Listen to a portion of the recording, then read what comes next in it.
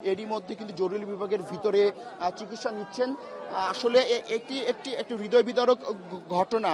এই মুহূর্তে আসলে অভিভাবকদের সঙ্গে কথা বলাটা আসলে সমীচীন নয়। অভিভাবকরাও দুঃখ ভারাক্রান্ত মন নিয়ে বলছে যে আসলে এই মুহূর্তে কথা বলার পরিস্থিতিতে তারা নেই, যেহেতু তাদের সন্তান কোমলমতি সন্তানরা এরই মধ্যে অগ্নিদগ্ধের শিকার হয়েছে।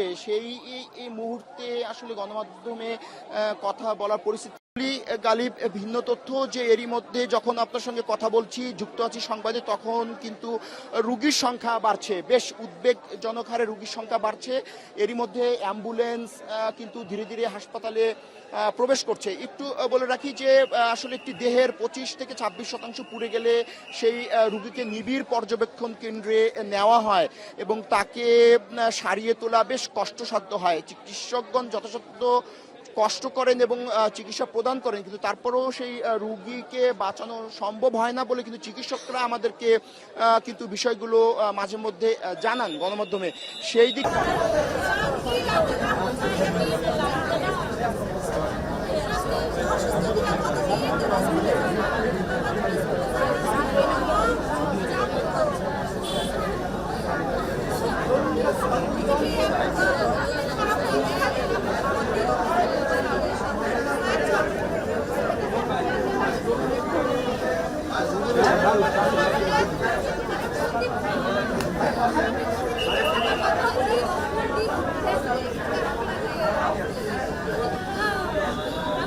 ওকে ওকে, যাও যাও যাও,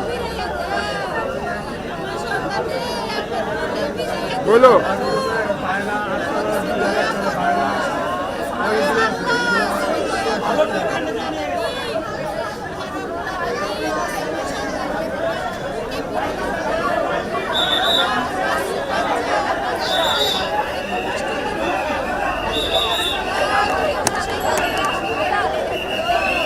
যাবা নিয়ে যাবা।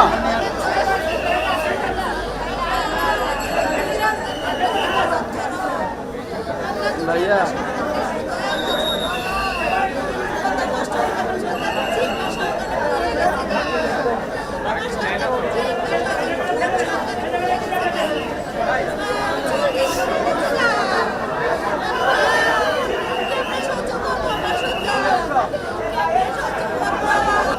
আইসিইউতে নিচ্ছে।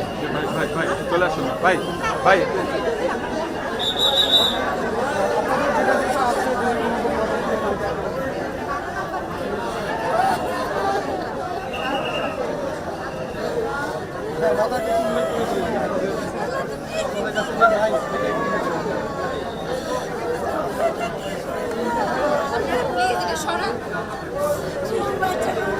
ওটা বন্ধ করেন না, বন্ধ করলে আর পাবো না আমি। মানে আবার আমার তাড়াতাড়ি বন্ধ করতে হবে, আবার অন করতে হবে। আপনারা ছবি তুলে দেখেন, দেখেন